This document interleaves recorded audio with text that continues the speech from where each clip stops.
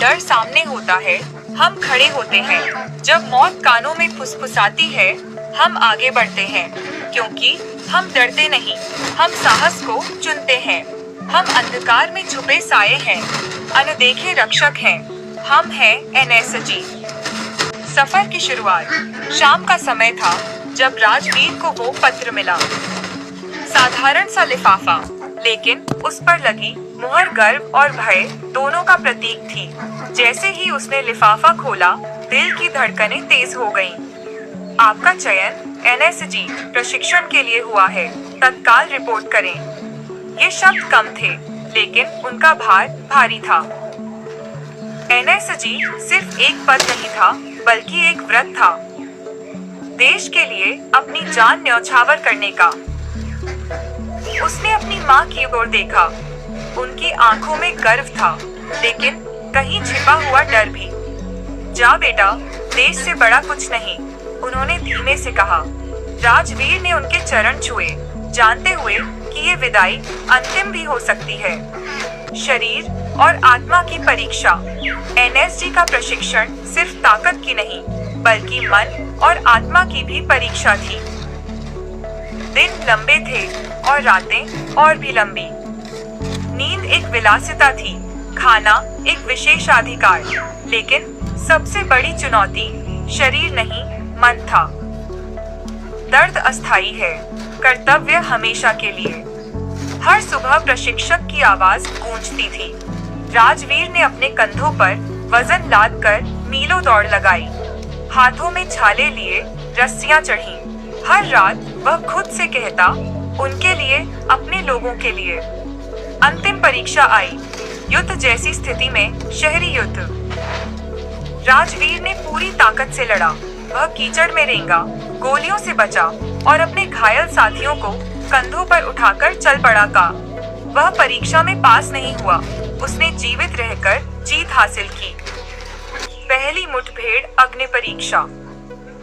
रात के सन्नाटे में कॉल आई, आतंकी हमला, निर्दोष लोग बंधक। डर के लिए समय नहीं था, केवल कार्रवाई का वक्त था। काली वैन में चढ़ते हुए राजवीर के हाथ स्थिर थे, लेकिन मन में तूफान था। साथी कमांडो की आंखों में सिर्फ एक ही चीज थी, संकल्प। याद रखो, हम उनके लिए लड़ते हैं जो अपने लिए नहीं लड़ सकते। कोई गलती नहीं, कोई रहम नहीं, कमांडर ने कहा। जब इमारत के पास पहुंचे तो वह किसी राक्षस जैसी लग रही थी। अंदर चीखें थीं, बाहर सन्नाटा। जैसे ही दरवाजा तोड़ा, गोलियों की बौछार, धुआं और खून की गंध ने उनका स्वागत किया। राजवीर ने पहला गोली चलाई, आतंकवादी गिरा। दूसरी गोली ने एक बच्चे की जान बचाई, लेकिन तीसरी गोली देर से चली। एक निर्दोष गिर पड़ा। उस पल समय थम गया, लेकिन अफसोस का वक्त नहीं था। राजवीर ने और भी जोर से लड़ाई लड़ी, जब तक आखिरी दुश्मन गिर नहीं पड़ा। बलिदान का बोझ। मिशन सफल था, लेकिन जीत फीकी थी। कुछ निर्दोष हमेशा के लिए खो गए थे। राजवीर अपने हथियार को देखकर बैठा रहा। उसकी आत्मा पर पछतावे का भार था। एक भी जान गई तो हमारी हार है, लेकिन कई जानें बची, यही हमारी जीत है, कमांडर ने कहा। उस रात राजवीर ने उस निर्दोष व्यक्ति के परिवार को एक पत्र लिखा। उसके पास शब्द नहीं थे, लेकिन उसने लिखा, एक पत्र जिसमें दर्द और पश्चाताप था, और एक वादा भी, देश की रक्षा करने का, और भी दृढ़ता से। छाया का बोझ। साल बीतते गए, मिशन आते गए, कुछ सफल, कुछ नहीं। हर मिशन कुछ ना कुछ छीन कर ले गया। राजवीर के मन में उन मासूम चेहरों की छवि थी जो अब नहीं थे। हर शहीद की याद उसके लिए एक प्रार्थना थी। लेकिन कभी-कभी जब कोई माँ उसके पैरों में गिरकर शुक्रिया कहती या कोई बच्चा मुस्कुराता, तो वही पल उसके टूटे टुकड़ों को जोड़ते। हम दूसरों की जिंदगियों के लिए जीते हैं, हमारी अपनी तो पहले दिन से ही उधार में है, वह अक्सर कहता। अंतिम परीक्षा। एक मिशन आया जो सबसे कठिन था। देश पर बड़ा खतरा था। हार का मतलब था तबाही। राजवीर ने अपने साथियों को देखा जिन्हें वह भाई कहता था। हम वापस आएंगे, उसने कहा, या तो जीत कर या तिरंगे में लिपट कर, पीछे नहीं हटेंगे। और उन्होंने कदम बढ़ा दिया। रात काली थी, लड़ाई और भी काली। गोलियां, विस्फोट, मौत की आहट हर ओर। राजवीर घायल हुआ, लेकिन रुका नहीं। मिशन पहले था, दर्द बाद में। जब सूरज निकला, दुश्मन खत्म हो चुका था, लेकिन हर भाई खड़ा नहीं था।